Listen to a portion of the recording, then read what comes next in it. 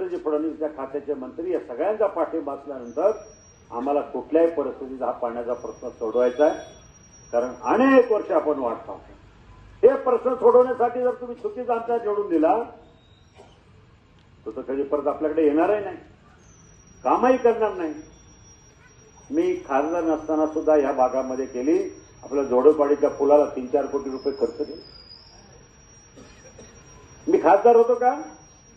आता काम पूर्ण होत आलंय. मी खासदार नसताना सुद्धा ते काम मंजूर केलं. अनेक कामं आपल्या गावामध्ये आपल्या परिसरामध्ये पूर्ण केली. भविष्यामध्ये मला ही सगळी कामं करण्यासाठी ताकद द्या. मोदीजींच्या विचाराचा खासदार म्हणून मी निवडून गेल्यानंतर त्यांच्याकडनं कोट्यावधी रुपयाचा निधी, हजारो कोटी रुपयाचा निधी आपल्या मतदारसंघासाठी आणण्यासाठी मला ताकद मिळेल. काम करणं महत्वाचं आहे. शेतकऱ्यांचा प्रश्न महत्वाचा आहे. शेतकऱ्यांच्या वार्ता करता मी आपल्या